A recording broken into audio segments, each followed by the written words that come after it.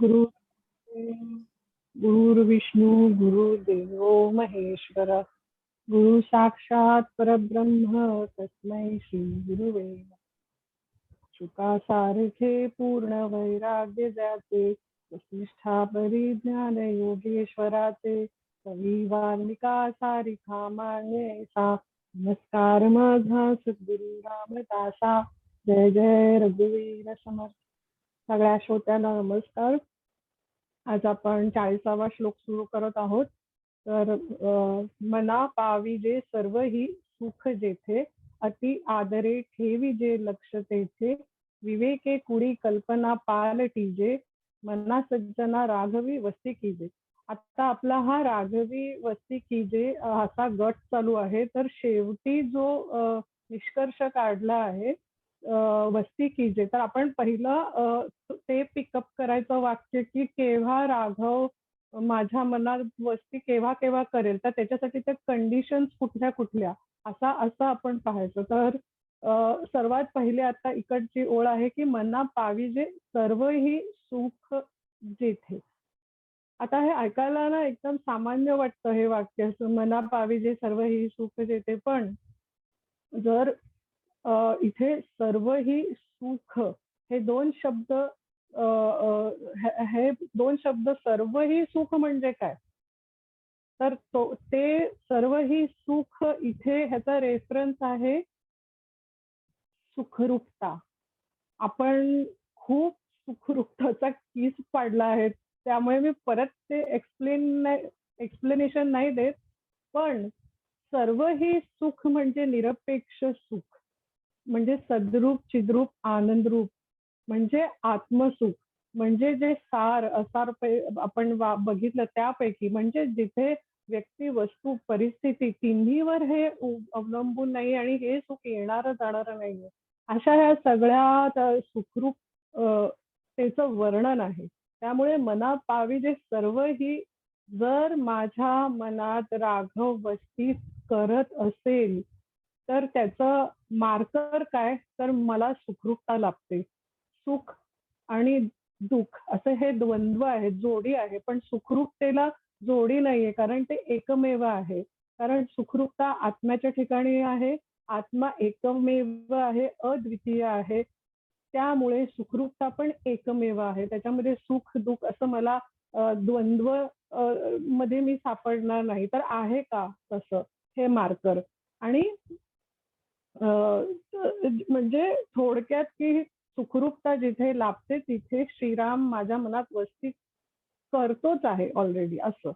आता आपल्याला माहिती की मागे आपण बघितलं होतं की समर्थांनी असं आलं होतं की जगी सर्व सुखी कोण आहे. तर आपल्याला माहिती आहे की सुखी, पूर्ण सुखी जगात कोणीच नाही. कारण मला सुख आगामी गोष्टींचं आणि दुःख पण. मला आता एखाद्या गोष्टीचं सुख वाटतं तर नंतर आपण पाहिलं सगळं की ते जाईल ह्याची भीती, ह्या द्वंद्वात मी असते. म्हणून सर्व सुख ह्याचा अर्थ इथे आत्मसुखच म्हणून वाचायचा. म्हणजे सगळं त्याचा आपल्याला पूर्ण अर्थ जसा त्यांना समर्थांना अपेक्षित आहे की आपण आपल्याला समजायला पाहिजे, तो आपल्याला कळतो. म्हणजे आता जिथे परमार्थात याच्या पुढे जिथे जिथे सर्व सुख हा शब्द येईल याला आपण सुखरूपता असं घेऊ. आणि सुखरूपता म्हणजे जिथून सुखाचा उगम होतो. आपण ब्रह्मसूत्रामध्ये पाहिलं की जगाची उत्पत्ती कुठून झाली, तर ब्रह्म हे कसं आहे, तर ते आनंद आहे आणि हे उगम आहे सुखाचं. तर जे सुखाचा उगम आहे त्याला त्याच्या अनुसंधानात राहायचं, तर बाकी सगळं द्वंद्वामध्ये आपण सापडत नाही. आणि उगमचा दुसरा काय अर्थ, जिथून सुखरूपता सुरू होते आणि ज्याच्यामुळे सुरू होते. दोघींचं उत्तर काय आहे, ब्रह्मच आहे. त्यामुळे जिथून मला सुखाचा अनुभव येतो आणि ज्याच्यामुळे सुखाचा अनुभव येतो तो आत्मरूप श्रीराम, ह्याच्या अनुसंधानात मी राहिले तर मग वस्ती कीजे ह्याला सार्थकता येते. आपण असं बोलतो तर असा ह्याचा अर्थ आहे. आणखीन एक ह्याच्यामध्ये, आता हा झाला एक अर्थ सुखरूपतेचा. विषय सुख आपला हा खूप डिटेल मागे विषय सुख 10 असतात आपण पाहिले होते. 5 ज्ञानेंद्रिय, सत्ता, संपत्ती, यश, कीर्ती, प्रतिष्ठा. तर ह्याच्या ऑपोजिट सुखरूपता. जर मला मी विषय सुख मध्ये सुख शोधते ह्याचा अर्थ श्रीरामचा मी त्याला मला विस्मरण झालं आहे त्याचं. असं हे उलट पण लावून घ्यायचं. आणि आपण कधी पण सुख ही गोष्ट अचेतन गोष्टी आपल्याला सुख देतात की चेतन देतं? तर असं आपण आपलं अचेतन, चेतन, जड हा सगळ्या डेफिनेशन्स आपले क्लिअर झालेले आहेत. तर कधी पण सुख आणि दुःख हे देण्याची ताकद कुणामध्ये चैतन्य असतं, जीव चैतन्य त्याच्यामुळे येतं.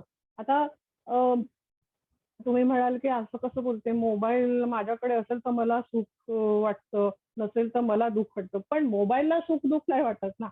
मला वाटतं सुख-दुःख. मोबाईलला काय फरक नाही पडत आहे. तो तुमच्या बाजूला कारण तो अचेतन आहे, जड आहे. पण जर एखादी व्यक्ती समजा आपलं मुलं-बाळं आता माझी मुलगी आता परदेशी असते. मी तिला भेटायला गेली तर मला सुख होणार. कारण चेतन तत्व, एक चेतन तत्व दुसऱ्या चेतन तत्वामुळे सुखी पण होतो आणि दुःखी पण होतो. म्हणून सुख द्यायची क्षमता चेतन तत्वाकडेच असते आणि आपण म्हणूनच हा सगळा पसारा जो प्रपंचाचा जोडून ठेवतो. कारण अ, आपल्याला नेहमी असा अनुभव येतोच, की सुख जवळ एवढे, दुःख पर्वत एवढे. तरी पण असं माहिती आहे आपल्याला हे दोघांमध्ये बॅलन्स पण नाहीये. सुखाची घडी एकदम कमी आणि दुःख खूप जास्ती वाटत असतं आपल्याला. तरी पण मला ते पाहिजे असतं. ह्याची जाणीव असून पण तरी पण मी सुखाच्या पाठी धावत असते आणि मी सुखरूप आहे. मला मान्यच नाहीये कारण मी तसा अभ्यासच नाही केलेला, तसा विचारच नाही केला. मला ते खरं पण नाही वाटत कारण 5 ज्ञानेंद्रियांचा विषय नाही ना सुखरूपता. मला सुखरूपता दिसणार कशी? म्हणून हे 10 विषयच्या आपण पसाऱ्यात सापडत असतो. कारण जीव चैतन्यला जर मी म्हणते, की मला सुख आहे हे समजतं, तर कोण अनुभवतो? आपण पाहिलंय मन, बुद्धी, चित्त, अहंकार त्याच्यामध्ये असलेला जीवामध्ये असलेला चिदाभास हा जाणीवेचा भाग आहे. ह्याला जाणीव होत असते. मला सुख झालं, मला दुःख झालं. हे कोणामुळे आपल्याला कळतं? तर चिदाभासामुळे कळतं. आणि आपण त्रिगुणात्मक आहोत. आपण बघितलं, की ईश्वर सगुण आहे आणि त्याचं सत्वगुण आणि आपण त्रिगुण हे त्रिगुण ते असार आणि सगुण सार. हरिपाठमध्ये पण हाच विचार झालाय. जर मी त्रिगुणात्मक आहे, मी जीव चैतन्य आहे, तर मी असार आहे आणि माझ्यामध्ये सुखरूपता नाही आहे. मी सुख आणि दुःखच्या मागे जात असते. पण एक भाग सगळ्यांमध्ये समान आहे, तो म्हणजे आत्मा. जीव चैतन्य ह्याचे अधिष्ठान आत्मा आहे आणि तोच श्रीराम आहे आणि तोच सुखरूपताचा उगम आहे. हे जर मी लक्षात ठेवलं, तर मग आपल्याला हा जो श्लोक आहे, तो नीट समजून आपल्याला यूज करता येतो. कारण बुद्धी अचेतन आहे, जड आहे. तिला कुठून सुख आणि दुःख होणार आहे? तिला सुख-दुःख ची जाणीव कुणामुळे होते? तर अंतःकरणामुळे होते. जे आपलं सूक्ष्म शरीर आहे, त्यामुळे होते. म्हणून आपल्याला नेहमी सुख आणि दुःख असे मिश्र आणि भिन्न-भिन्न अनुभव येत असतात. स्टेडी मी कंटिन्यूअस 24 तास सुखी आहे असं मला कधीच होत नाही. कारण त्रिगुणची भेसळ. हे आपण जर लक्षात ठेवलं आणि मुळात मी कोण आहे, तर मी मुळात सुखरूप आहे, पण मी सुख-दुःख 10 विषय त्याच्या पाठी सतत असते. एक ना एक रोलिंगमध्ये चालूच असतं आणि त्याच्या कारणाने मी कधी सुखी आणि कधी दुःखी होते आणि जर मी करत राहिली, मला हा कधी भानच नाही राहिला. 50शी आली, 60 आली, 70 आली, विषय माझे कमी नाही झाले, तर कुठून राघव वस्ती करणार आहे? फक्त मनाचे श्लोक पाठ करण्यासाठी मग तेवढी बुद्धी माझी कामाला येणार. तर ह्याचा समराईज करायचा तर आणि ह्या सगळ्या गोष्टी कोणाशी डिस्कशन आता आपला ग्रुप आहे, आपण अभ्यास करतो म्हणून ठीक आहे, आपण एकमेकांशी अभ्यास करून बोलतो. पण हा दुसऱ्यांना अ, जो जो ह्याचा विचार नाही करत आहे त्याला नाही सांगायची जरूरत नाहीये. हे सगळे आतले विचार आहेत आपले. सुखरूपता काय, सुख काय, दुःख काय आणि हा सगळा आपला इंटरनल थिंकिंग प्रोसेस आहे. आणि ह्याचे उदाहरण म्हणजे आता मला माहिती आहे आपल्या ग्रुपमध्ये बहुतेक लोक आजी झालेले आहेत. तर आपला तो हा पण असतो त्यांचा नातू कधी-कधी ऐकायला. तर कसं नातू, नात आता तर लहान-लहान आहेत. मग ते पुढे मोठे होतील. मुलं पण परदेशात आहेत. त्यांना पण त्यांची येण्याची आपण वाट बघतो कधी पण आणि वाट बघण्यात अस्वस्थता असते. मला लहानपणी आपल्या मुलांना आपण किती हवे-हवेसे वाटत असतो आणि एक वेळ येते 19 वर्ष 20 तेव्हा ते आपल्यापासून दूर पळतात. पण माझं त्यांच्या मागे पळणं थांबत नाही.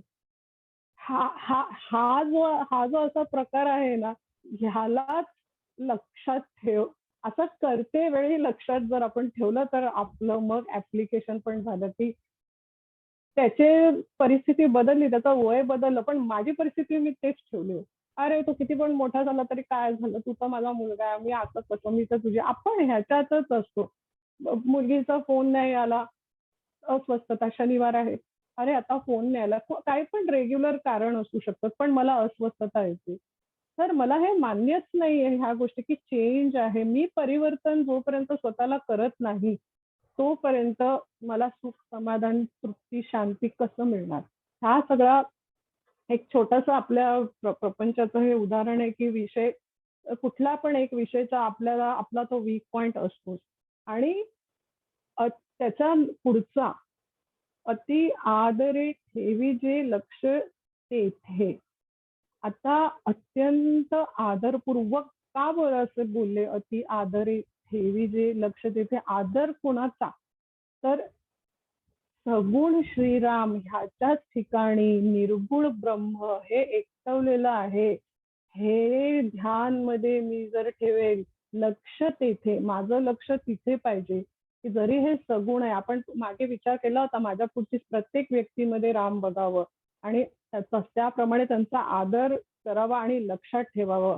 हे सगळं केव्हा शक्य आहे, जर आपल्याला सुखरूपता आणि सुख-दुःख द्वंद्व ह्याच्यामधला फरक जर कळेल तर. आणि अति आदरेचा दुसरा अर्थ असा होतो, की अत्यंत श्रद्धेची आवश्यकता आहे. मला आदर एखाद्याविषयी कधी वाटेल, मला त्याच्याविषयी रिस्पेक्ट कधी वाटेल, माझी श्रद्धा असेल त्याच्यावर. आपण बघितली आहे ती जंत्री, की श्रद्धा, त्याच्यानंतर निष्ठा आणि निष्ठेचं रूपांतर तद्रूपतेत. तद्रूपता म्हणजेच ते मी आहे असा अनुभव, सच्चिदानंद रूपाचा अनुभव येतो.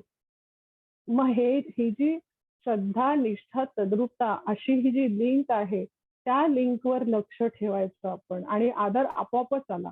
कारण हे सगळं सांगणारे एकतर शास्त्र असतात, संत असतात, श्रीगुरू असतात. आपण त्यांच्यावर श्रद्धा ठेवली, अनक्वेश्चन्ड फेथ, तर आपल्याला हे सगळं अ, हळू स्वीकारून आपल्याला ते समजायला लागतं. आणि दुसरा अर्थ त्याचा असा होतो, अति आदरे लक्ष. तिसरा अर्थ असा होतो, की अनुसंधानात राहावं. निर्गुणाच्या अनुसंधानात राहता येतं. अ, किती ते म्हणजे खूप कठीण आहे आपल्याला माहिती आहे. म्हणून सगुण उपासनेतून हळू आत्मनिवेदन भक्तीपर्यंत कसं जायचं, हे स्टेप्स आहेत ह्याचे पण. तर सगुण ते निर्गुण हा प्रवास आपण एका झेपमध्ये करू शकतो, एका क्षणामध्ये करू शकतो, जर आपण सुखरूपता, सर्व सुख हा शब्दाचा अर्थ समजून घेतला तर. म्हणून असं संत म्हणतात ना, की तुझं सगुण म्हणू की निर्गुण रे, म्हणून तूच सगळा गोविंदू रे. गोविंदू तूच, सगुण पण तूच, निर्गुण पण तूच. असा सोपा विचार केला. वेदांत म्हटलं की ना, ब्रह्म म्हटलं की सगळ्यांना अशी भीती आणि घाबरतात सगळे. पण सोपा विचार जर आपण केला, वाया तो दुर्गमा न घाली मना. म्हणजे अतिशय अवघड गोष्टींचा किस पाडत बसायचा नाही. मला काय ॲप्लिकेशनसाठी सोपं पडतं आहे आणि सोपा पद्धतीने पण मी ब्रह्मापर्यंत झेप घेऊ शकते, जर मला विषय पक्का कळला तर, माझे बेसिक्स जर क्लिअर असेल तर. असं आपण आणि उगाचच पांडित्य आणि चर्चा ह्याच्यामध्ये आपण वेळ नाही वाया घालवला, तर आपल्यालाच हा सगळा विचार करायला वेळ मिळतो. म्हणून निर्गुणाच्या निष्कर्ष असा निघतो, की निर्गुणाच्या सगळ्या गोष्टी अवघड असतात, जिकरीच्या असतात. सगुणाच्या सर्व गोष्टी सोप्या असतात. म्हणून सगुणात अनुसंधान ठेवण्यात मदत होते आपल्याला आणि तसं अनुसंधान ठेवता जर आपण हाच विचार राहिला, की सुखरूप राम श्रीराम आहे आणि तो मी आहे, तर मग सर्व सुख तिथेच आहे. वेगळीकडे सुख शोधायला 10 विषयांमध्ये आपल्याला भटकंती करावी लागत नाही. आणि ह्याला जोडूनच मग ती तिसरी ओळ, म्हणजे असं हे 1, 2, 3 हे सगळं समजून घेतलं तर मग चौथा वस्ती की जेला तो कळतो आपल्याला व्यवस्थित. तर विवेके कुडी कल्पना पालटिजे. आता श्लोक समजून घेताना नेहमी संदर्भ कुठला आहे हे लक्षात ठेवायला पाहिजे. आता आपला इकडे संदर्भ कुठला चालू आहे, की सुखरूपता. हा पहिलेचं लिंक आपली सुखरूपतेची आहे आणि कुडी कल्पना म्हणजे काय अहिताचे विचार, चुकीचे विचार, वाईट विचार ह्याला म्हणतात. आणि पालटिजे म्हणजे बदल करणे, बदल करावा. आता वाईट विचार म्हणजे नक्की किती वाईट विचार बघायला गेले तर किती किती वाईट विचार आहे जगामध्ये. पण इथे काय रेफर केलेलं आहे, इथे नक्की एकच वाईट विचार आणि जो जो विचार मला श्रीरामाच्या अनुसंधानापासून दूर नेतो, तो माझ्यासाठी वाईट विचार. हे ह्याचं सोप्पं, एकदम सोप्पं परिभाषा आहे. आणि अनुसंधानात जेव्हा जेव्हा मी त्याच्या अनुसंधानात असते, तो माझा हिताचा विचार आहे. म्हणून आणि हा विवेक जर आपण ठेवला तर पुढी कल्पना, माझं अहित काय, माझे वाईट विचार काय, पालटिजे मला बदल करता येऊ शकतो. पण कसं समजून घेतलं तर. तर श्रीरामाच्या ठिकाणी सतत विचार करणे ही सुखाची कल्पना आहे आणि तो सोडून बाकी विचार करणे हे दुःखाचं आहे. हा एक निष्कर्ष. आणि हा निष्कर्ष कायमचा आपण लक्षात ठेवावा, की माझं सुख जर मी व्यक्ती, वस्तू आणि परिस्थितीवर जर मी त्याच्या पाठी मी त्याला चेज करते आहे, फॉलो करते आहे, तर व्यक्ती बदलते, वस्तू पण बदलते आणि परिस्थिती पण बदलते. आणि जर ते बदललं तर मग सुख कधी दुःखात रूपांतर होतं हे मला लक्षात पण येत नाही. त्याचे मला चटके लागतात. तर असं हे जे भान जर हा आपण ठेवला, तर मग आपण पालटिजे स्वतःच्या विचारामध्ये काय पलटणार आहे शेवटी आपण बघितलंय की वासना, माझी वासनाची विषयाच्या पाठी जाणारी आहे. आता तिची वासना मी श्रीरामाच्या पाठी लावली. आपोआप पालटिजे, आपोआप बदल बदल झाला. असा आपण त्याचा अर्थ लावायचा. आणि अ, दुसरं एक गोष्ट की प्रारब्ध हा शब्द पुष्कळ रिपिटेशन होणार आहे ह्याच्यामध्ये. कारण सुख, दुःख एखादी गोष्टी सुखाची असते त्याचं मला दुःख का होतं? अ, साधं उदाहरण आहे की आता आता ह्या सोफ्यावर मी बसले. आता आता खूप बरं वाटतं बसायला ह्याच्यावर की हा माझ्याकडे एवढा छान सोफा आहे. अगोदरचा माझ्याकडे लाकडी सोफा होता 2,500 5,000 रुपयाचा. तेव्हा मला एवढं सुख नाही वाटत होतं. पण आता ह्याच्याहून जर पॉश कोणाच्या घरी मी बसले सोफ्यावर, तर मला असं वाटतं अरे माझा माझा मिडल क्लास सोफा आहे. हे कसं रिच लक्झरी लेदरवाला सोफा आहे. हे व्यक्ती, परिस्थिती, वस्तू बदलतात. लगेच ज्या सोफावर आता मी बसले मला सुख मिळतंय, तोच माझ्यासाठी दुःखाचा विषय होऊन जातो. जर मी कोणी माझ्या मैत्रिणीकडे गेली आणि तिच्या भारी-भारी सोफ्यावर बसलं तर. असं आपलं हे मन असतं. तर हे पालटिजे केव्हा? कधी मला वाटणारच, खरंच नाही वाटणार असं, की माझं पण छान आहे आणि तिचं पण छान आहे. म्हणजे सद्भावना कधी येईल मला स्वतःविषयी पण आणि दुसऱ्याविषयी पण, जर प्रारब्ध थिअरी मला एक्सेप्ट असेल तर. तिला तिच्या नशिबाने जो सोफा आहे तो ती भोगते आहे त्याचं सुख. मला माझ्या नशिबाने आहे ते मी आता भोगते आहे. म्हणून प्रारब्ध शब्द जेव्हा जेव्हा मला पाय खेचतात माझे कोणाचं अ, मत्सर म्हणा, षडरिपू काही पण म्हणा, मला मला दुःख देणारी एखादी गोष्ट, प्रसंग व्हायच्या पहिलेच जर मी प्रारब्ध हा शब्द आणि भानावर आणलं स्वतःला, तर मग ह्या सगळ्यापासून स्वतःला त्रास करून घेण्याच्या प्रकारातून आपण स्वतःचीच सोडवणूक करू शकतो. म्हणून विवेके गुढी कल्पना पालटिजे हे आपल्यालाच करायचं आहे. समर्थ आपल्याला गाईड करतील. श्रीगुरु आपल्याला त्यांच्यामुळे आणखीन समर्थ काय 500 वर्षापूर्वी सांगितलं ते आत्ताला आपल्याला कसं लावून घ्यायचंय. आपल्या श्रीगुरूंमुळे किंवा संतांमुळे आपल्याला ते सोपं जातं समजणार. पालटण्याचं काम मात्र मलाच स्वतःला करायला लागतं. प्रयत्नाची पराकाष्ठा मलाच करावी लागते. तर असा हा ह्या श्लोकाचा अर्थ आहे. आणि कधी पण असं कधी-कधी वाटतं आपल्याला, "अरे, हे मला पहिले जर कळलं असतं किती छान झालं असतं." ह्याला म्हणतात खंत. कधी अशी खंत करू नये. अरे, मला हे आता 50शी कळलं असं, मला हे 30शीत कळलं असतं तर तर आपण पाहिलं होतं की प्रत्येक वयाचं एक ना काहीतरी वैशिष्ट्य असतं. खंत केली तर मग परत आपल्याला साधना आणि अभ्यास करता येत नाही.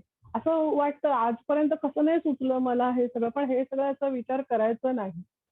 जे जे आपल्या हिताचं आहे तोच विचार करायचा. आणि एकदा हा बदल झाला माझ्यामध्ये, आता मला झाला. कल्पना, कुडी, पालटी जे माझा वाईट विचार मला येत नाही. मी अनुसंधानात बसेल, पण ते टिकतं का? परत चॅलेंजेस किती आहेत प्रापंचिकाला.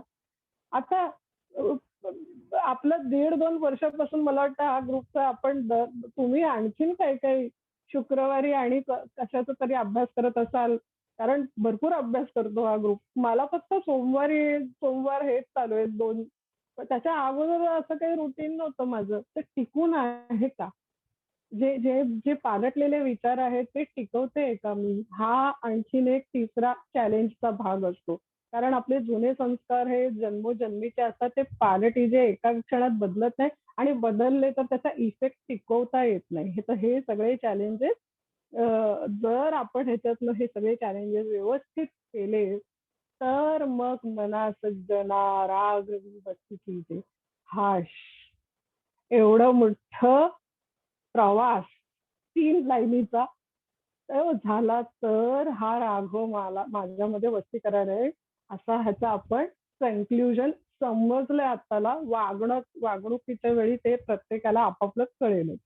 तर असा हा आपला पूर्ण 40वा श्लोक समजून झाला.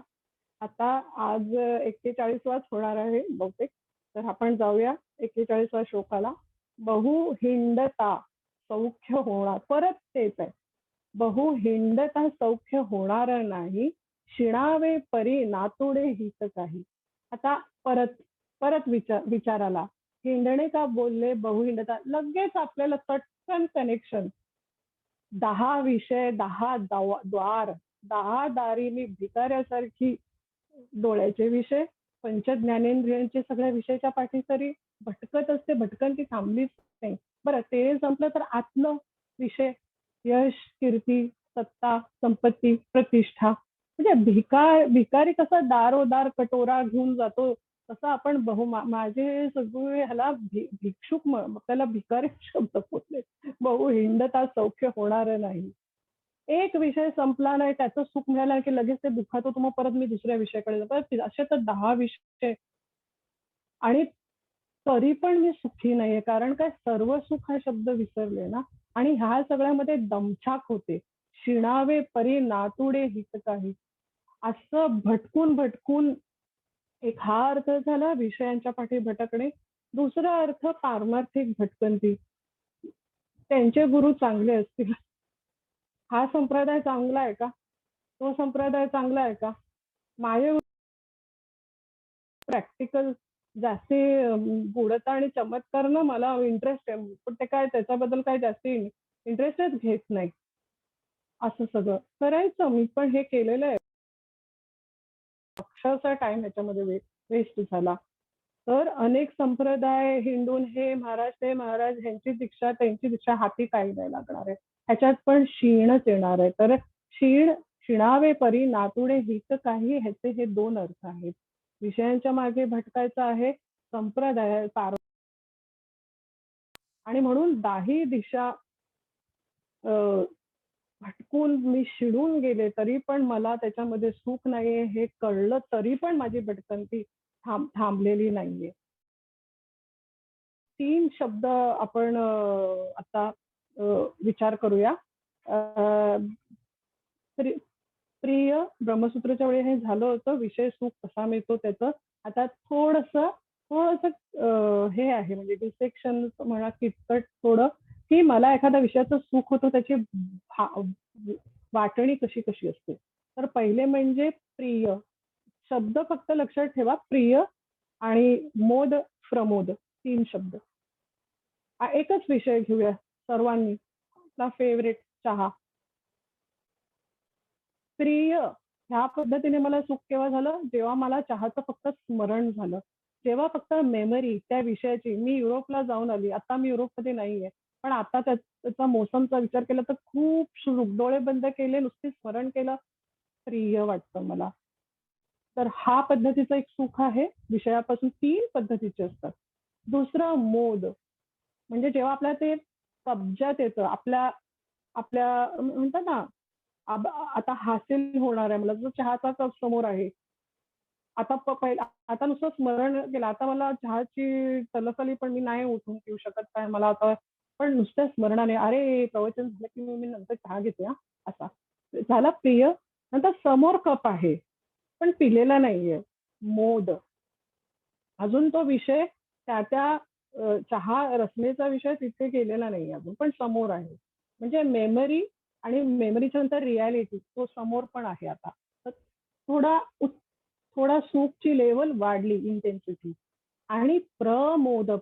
हा शब्द प्रकर्षेने जिथे-जिथे इंटेन्सिटी वाढते ना, तिथे प्रयत्न, जास्ती प्रयत्न, तुझं जास्ती मोद. मोदचा एकदम उच्चांक म्हणजे प्रमोद. म्हणजे काय? जेव्हा मी प्रत्यक्ष चहा पिते, म्हणजे प्रत्यक्ष विषय भोगतो आपण तेव्हा. अशा ह्या 3 पद्धतीने सुखाचं बायफर्केशन होत असतं. किती सटल गोष्ट आहे ही, नाही आपल्या लक्षात. आपल्याला सुख म्हणजे रोजचं आपल्याला माहिती आहे, हे बघितलं की सुख नुसतं बघितलं की नाही, त्याच्या स्मरणाने, त्याच्या प्रत्यक्ष भोगाने, असे हे 3. आणि हा जो प्रमोद, हा जो प्रत्यक्ष भोगताना जो जेव्हा आपण पहिला घोट घेतो, तेव्हा जो अत्यंत उच्चांकाचा सुख असतो, तेव्हा म्हणतात ना आपण एकदम सगळं विसरून जातो. फक्त त्याचे सुख, चहाची चव घेतल्यानंतरचं एक वेगळं शांत होऊन जातो आपण. समाधानी एकदम टोटल ब्लिस म्हणतात ना, तसं काहीतरी ते आत्मसुख असतं. पण आत्मसुख विषयावर अवलंबून नसतं. पण झलक मिळते ह्याच्यामध्ये. रोजच्या विषयातनं पण झलक ह्याची, की सुखरूपता काय आहे त्या लेव्हलला आपण अ, उच्चांक म्हणजे प्रमोद. आणि पण आपल्याला काय वाटतं, चहामुळे मला हे सुख मिळालं आहे. असा आपला हा गैरसमज करतो आपण. म्हणून असा आपला निष्कर्ष आहे निघतो ह्याच्यामध्ये, की सुखासाठी आपण पृथ्वीवर अवलंबून राहायचे नाही. सुखाच्या भिक्षासाठी भिकाऱ्यासारखं हिंडायचं नाही, कारण सुख आलं की दुःख आलं. द्वंद्व मध्ये मी सापडणार त्याच्यामध्ये. आणि हे शाश्वत नाहीये. दुसरी गोष्ट, येणारं जाणार आहे. शाश्वत नाहीये. आणि सर्वात शाश्वत सुख हे पारमार्थिक हित आहे. कारण का? कारण परमार्थ हा आत्माचा विषय आहे. आत्मा शाश्वत आहे आणि त्याच्या संबंधीचं सुख आहे ते पण शाश्वत आहे. लॉजिकल थिंकिंग ह्याच्यामध्ये. आणि अनात्म वस्तू अशाश्वत असल्यामुळे मला त्याच्यापासून कायम सुख मिळणार नाही. त्याचं सुख पण शाश्वत आहे. आणि हेच अहिताचे विचार आहे. म्हणून असं आपण शिणू नये, म्हणून हा सगळा आपला विचार झाला. शिणावे परी नातोडे हित काही, माझा काहीच हित होणार नाहीये त्याच्यामध्ये. तुकाराम महाराज म्हणाले आहेत की भाग गेला, शीण गेला. भाग गेला म्हणजे काय, शरीराने जो जो त्रास भोगायचा असतो, विठ्ठला तुझ्यामुळे माझा शरीराचा पण त्रास गेला, आणि शीण म्हणजे मानसिक जो त्रास मला होतो तोही गेला. म्हणजे शारीरिक आणि मानसिक त्रास दोन्हीही नाही तुझ्या ठिकाणी तुझं स्मरण केल्याबरोबर. असा हा विचार बरे अंतरा बोध विजी. आपल्याला आता 4थी लाईनच्या अगोदरची 3री स्टेज जी आहे त्याच्याबद्दल आपण विचार आता सुरू करतोय. आता अंतरा बोध विजे. बोध या शब्दाचा अर्थ काय? कळणं, जाणीव-नेणीव, हे 2 शब्द आपण त्याची रिव्हिजन, समजा त्याची रिव्हिजनच आहे आता, की मी झोपते तेव्हा मी नेणीवमध्ये असते. मला भान नसतो की मी झोपली आहे. खरोखर झोपली तर. जाग आल्यावर बोध होतो की मी जागी आहे. म्हणून जाणीव. बोध म्हणजे काय? विचारा बरे अंतरा बोध विजे. तर गाढ झोपेत आपल्याला नेणीव असते, जाग आल्यावर जाणीव असते, आणि बोध म्हणजे आत्मस्वरूप समजून घेण्यासाठी हे सगळं आता जो आपण अलग-अलग पैलूचा विचार केला आहे, ह्या सगळ्या पैलूंचा विचार करावा. तरच मला स्वरूप काय आहे हे विचाराने समजेल, आणि मग माझं वागणं बदलेल. वाईट कोडी कल्पना पालटीजे. आणि सतत श्रीरामाचा मी अनुसंधान राहील, तेव्हा मला जाऊन तो अनुभव मिळण्याची शक्यता आहे. त्याच्यासाठी पण गुरुकृपा लागते. म्हणून करीजे, जाणीजे, बोधीजे हे सगळे शब्द आत्मस्वरूपाला लागून आहेत. आणि बुद्धीला कळत नाही, का नाही कळत आहे? अज्ञानामुळे कळते. कारण काय, माझी बुद्धी निद्रिस्त आहे. निद्रिस्त म्हणजे काय? मी म्हणजे शरीर म्हणजे मी हे मला खरं वाटतं. हीच बुद्धीची निद्रा अवस्था. मोह झालाय बुद्धीला. पण अज्ञानामुळे, आणि हे सगळं कशामुळे? अज्ञानामुळे. गीतेमध्ये श्रीकृष्ण जेव्हा ते श्लोक म्हणतात ना, जिथे सगळीकडे तुम्ही जाग्या तिथे मी हा झोपलेला असतो. म्हणजे मी विषयांकडे, आपण विषयांकडे जागे असतो, तिकडे श्रीकृष्ण झोपलेले असतात. आणि जिथे ते जागे असतात म्हणजे आत्मअनुसंधानात, तिथे आपण झोपलेलो असतो. असा हा खूप सुंदर गीतेमध्ये पण ह्याचा श्लोक आहे. म्हणून बोधिजेचा अर्थ बुद्धीला आत्मस्वरूपाच्या ठिकाणी जाग आणणे, बोधिजेचा हा अर्थ होतो. कारण आतापर्यंत माझी बुद्धी आत्मस्वरूपाच्या ठिकाणी झोपलेली होती आणि विषयांच्या ठिकाणी जागी होती. तर आता ही जाग किंवा बोध ह्याचे पण 3 पद्धत, जसं सुखाचे पण 3 पैलू पाहिले, प्रिय, मोद, प्रमोद, तसं बोधाचे पण 3 लेयर्स आहेत. 2 मिनिट असेल तर आपण कव्हर करू, नाही तर पुढच्या वेळी कव्हर करू. नाही 2 नाही मिनिट आहेत आपल्याकडे? 6 मिनिटं. 6 मिनिटं आहेत. हा, पण ओके ओके, थँक्यू. मग आपण करू पुढे. तर आता बोध आपण बघू. मला बोध होतो म्हणजे काय होतं, आपण सामान्यपणे वापरतो एक तर शब्दाने. आता मी जे सांगते ते तुम्हाला प्रत्येकाची बुद्धी इकडे वेगवेगळी आहे. प्रत्येकाच्या बुद्धीच्या त्यांच्या क्षमतेप्रमाणे बोलते ते समजत आहे. हा परोक्ष, ह्याला म्हणतात परोक्ष. परोक्ष म्हणजे शब्दाने, शब्द, स्पर्श, रूप, रस, गंध ह्या सगळ्या गोष्टी. म्हणजे परोक्ष म्हणजे आपण ऐकतो आणि त्याने मला जे कळतं शब्दाने, त्याला आपण परोक्ष शब्दाने बोध होतो असं बोलू. नंतर दुसरा आपण अपरोक्ष अनुभव. अपरोक्ष अनुभव म्हणजे जिथे ज्ञानेंद्रिय नाहीच आहेत. अपरोक्ष अनुभूती भावदर्शन असं एक ग्रंथच आहे शंकराचार्यांचा. म्हणजेच काय, आत्मानुभव. आणि हे मला लक्षात नाही राहणार आहे, कारण का तो पंच ज्ञानेंद्रियांनी हासिल करण्यासारखं ते नाहीच आहे. म्हणून अपरोक्ष. अपरोक्ष म्हणजे साक्षात्कार, डायरेक्ट अनुभव. शब्दांची जिथे गरज नाही, बघायची जिथे गरज नाहीये, तो मला. आणि तिसरं, ह्या जो अपरोक्ष अनुभव आला आहे, समजा संत आहेत तुमचे कोणी गुरु असतील, आपल्याला असं वाटतं की ह्यांना आत्मज्ञान, एनलाइटमेंट झालंय आत्ताच्या भाषेत, तर त्याला जेव्हा सहजता येते, म्हणजे त्याला आपण विज्ञान म्हणतो. असं हे 3 प्रकाराने बोध. विज्ञान म्हणजे सायन्स हा जनरल ढोबळ अर्थ आपण घेतो, पण ज्याला आत्मस्वरूपाचा अनुभव आला आहे आणि त्याच्यानंतर त्याच्या वागण्यात जी सहजता आली आहे, की मला बोध झाला असं पण, किंवा ह्यांना बोध झाला असं पण आपण बोलू. एवढी नॅचरल स्टेट जी असते ती फार, जेव्हा आपण संतांमध्ये असतो ना 1-2 दिवस, तरच आपल्याला ती समजते. काय आपल्याला कळतं, दिस इज समथिंग डिफरंट. हे काहीतरी वेगळं प्रकार आहे. इतकंच आपल्या सामान्य माणसाला तरी कळतं. आणि हे अधिकार संपन्न शिष्याला श्री गुरु कृपा होते तेव्हाच 2 नंबरचा म्हणजे अपरोक्ष बोध आणि 3 नंबरचा सहजता येणे. आपल्याला कसं परोक्ष शब्दाने बोध एवढंच सध्याला आपल्याला फॅसिलिटी आहे. पण मला अपरोक्ष अनुभूती येऊन गेली हे मला कळणार पण नाही आहे. पण त्याला श्री कृपा, त्याला ते 4 महावाक्य श्री गुरु कृपा लागते.